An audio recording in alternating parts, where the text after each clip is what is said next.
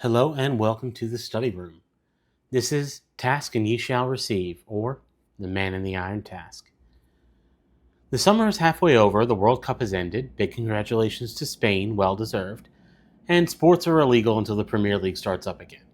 So, what to do with the rest of your summer? As long as I can remember, I've loved puzzles. Not jigsaws, mind you. I feel like the payoff of buying a box with a picture on it and then spending hours reassembling the picture from a bunch of interlocking pieces just seemed like a waste of time to me and still does. The win state was the picture on the box. There's no surprise there. But being given a problem to solve, that's more like it.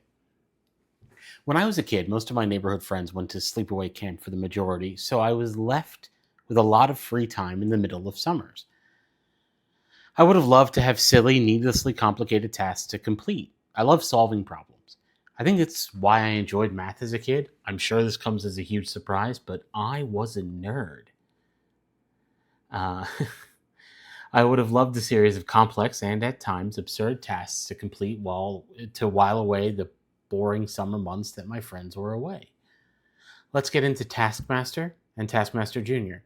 Sorry, Junior Taskmaster. I've been saying it wrong since the show came out. Taskmaster is the marriage of a British panel show like 8 out of 10 Cats or Would I Lie to You, and a reality competition show where 5 comedians, usually but not always, are pitted against each other in a series of complicated and absurd tasks.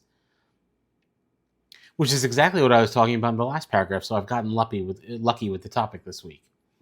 In the main version of the show, there are 3 kinds of tasks. Each episode starts with a prize task, where contestants have to bring in an object from home that fits a specific brief given to them, and then the winner of the episode gets to keep all 5 objects.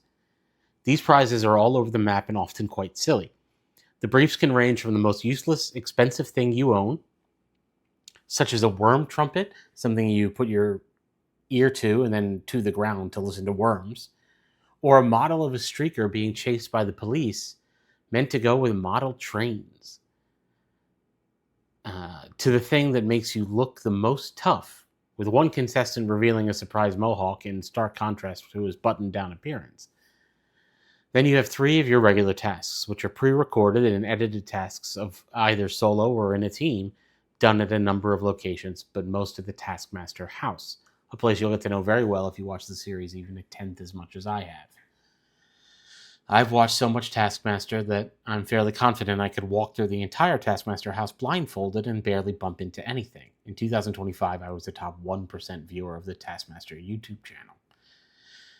Which would be useful because a number of tasks involve blindfolding the contestants. These are often layered tasks with clever solutions that can be found if the contestant is patient enough to find it. But the real comedy here comes from how people react to them. More on that later. The final task of each episode is a live task done in the studio in front of the audience. This is where I've seen the most growth in the show, as they continually refine the live tasks and make them more engaging to watch.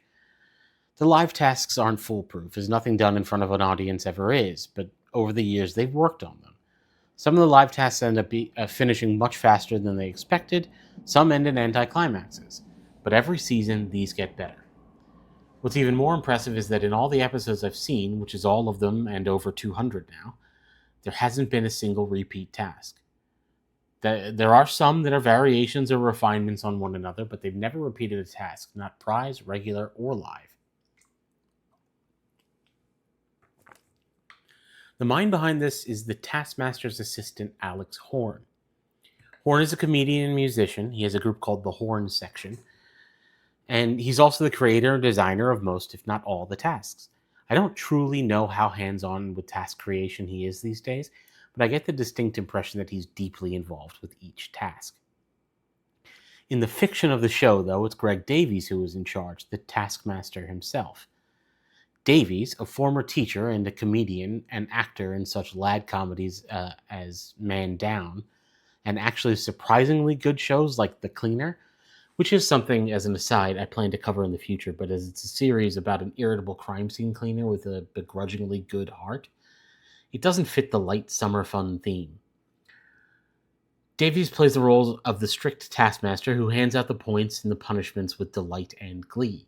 Over the years, his demeanor has softened, which I think has made the comedy of it even stronger when he is harsh to Alex, whom everyone eventually comes to resent as these tests test them time and time again. I think the softening on the Taskmaster character has really improved the show a lot, lending it some more of that bake-off, good-natured vibe. It's at this point I'd like to describe a few of these tasks to you, for you so you can get a concrete idea of what these contestants face. The first one isn't the most complicated, but it is one of the most genuinely exciting to watch moments of reality television I've ever seen. The brief is fairly simple. Stood at one end of a train yard on a raised bridge is Alex Horn with a bullhorn. On the other is the contestant, also on a bridge. The goal is to reach Alex without being spotted, and every 10 seconds he will sound the alarm on his bullhorn and hide, then pop up for 10 seconds, rinse, and repeat. This is one of the more straightforward tasks in the series, but it is so fun and actually harrowing to watch as you root for these celebrities to find their way through a maze of a railway. It's almost like watching a sporting event, but where one of the athletes is a 50-year-old quiz show pro, a chaser on the UK version of the show The Chase, in a bathrobe trying to navigate railway detritus shortly after recovering from shoulder surgery. Okay, so it's not exactly the World Cup, but it feels like a grown-up school playground game, and I love it. I was later informed in the YouTube comments section of that episode that it was actually a variation of a playground game played in the 1980s in England called Berlin Wall. Boy, kids' games can be morose sometimes, can't they? Let's hold hands in a circle and sing about the plague. This is a perfect thing for kids. Is that one too straightforward to you? How about showing up at a deconsecrated church and convent to find that a soldier in a ghillie suit is hiding somewhere on the grounds, saying your name every 5 seconds, and you have to find him and throw paint on him?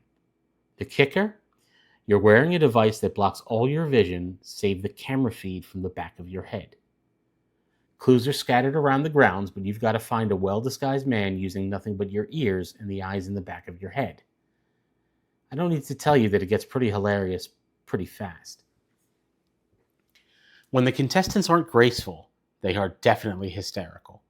And if you've ever struggled to feel normal in a world that demands you smooth out your quirks and deal with your issues quietly alone, there is something so validating about watching 100 or so, mostly comedians, go through very silly tasks and sometimes have to address their own issues. I never knew balloons caused such a problem for so many people. Sometimes it's blowing them up, sometimes it's popping them that's the issue.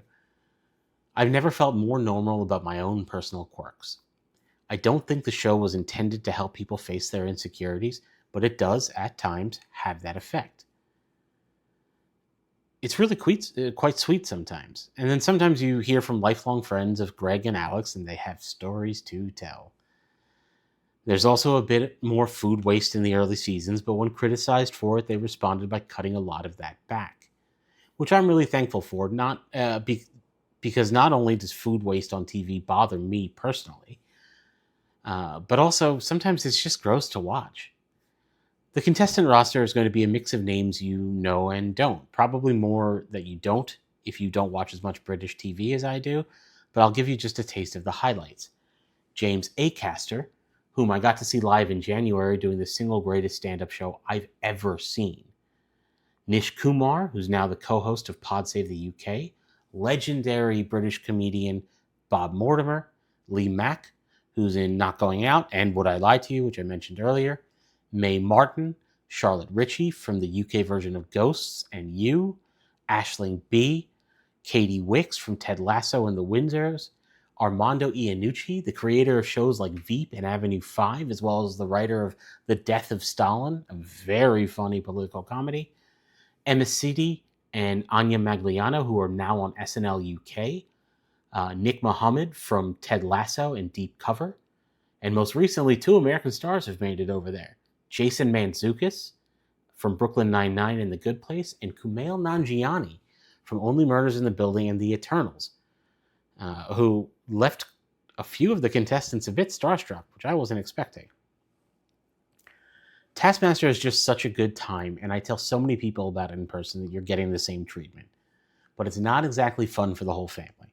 As the series moved through different networks in the UK, there were varying levels of censorship. But at the very least, if adult language isn't something you'd want your kids to hear on a regular basis, Taskmaster isn't for them to watch. Enter Junior Taskmaster. A new Taskmaster, Rose Matafeo, and a new Taskmaster's assistant, Mike Wozniak, take the place of the originals, both former Taskmaster contestants themselves, and they, well, do the show with kids.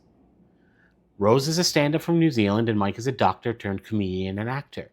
And they have such a good rapport with the kids, it's fantastic to watch. You always worry a little with kids in television, but it really seems like they were supported, encouraged, and cheered on throughout the whole process. The format changes since you have rules about how much children can do, like film and TV shows in a day, so it's done more in group stages, where the core of the series stays the same. A group of contestants have a bunch of absurd tasks, and the best one wins. But this time, the tasks are more geared towards the minds of kids, which is really, really fun to see. Kids are less trapped by convention than we are, and they often exhibit lots of out-of-the-box thinking. I'm not going to pretend that their ideas always work out, because they are kids after all, and their brains are the size of a walnut. I don't know a lot about kids. Brains the size of a walnut, and they always land on their feet. Actually, that might be cats I'm thinking of. But anyway, they always try out things so wholeheartedly, and it's truly endearing and uplifting to watch. And since the whole show is geared towards kids, the series itself is designed to be family friendly. This goes back to what I was talking about in the intro. As an adult, I'm far too buttoned up and self-conscious to ever do anything like Taskmaster, but when I was a kid, I was slightly less buttoned up and self-conscious and would have loved to be on something like Junior Taskmaster. Like I said, I love problem solving, and Junior Taskmaster would have been a perfect outlet for that. And who knows, maybe the series could inspire some family game nights. Thus far, there's only been one season of Junior, but I hope that if enough of us keep watching it, they'll bring it back.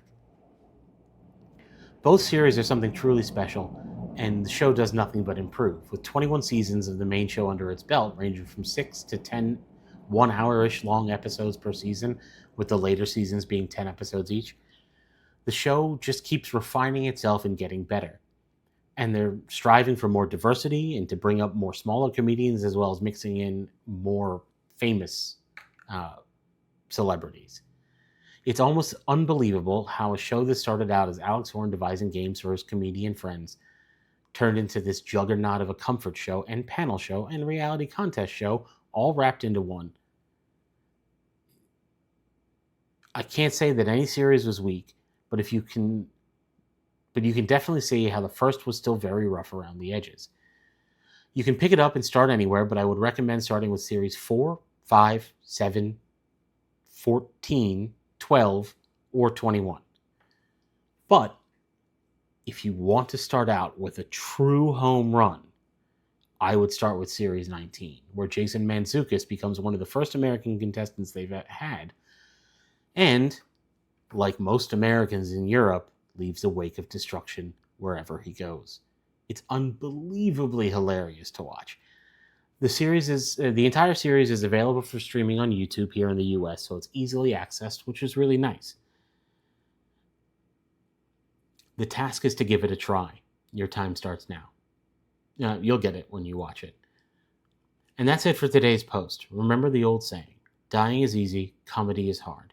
Writing a blog is somewhere in between. If you liked what you heard, tell your friends. If you didn't, tell your enemies. All the information is on the task. I'll see you next week.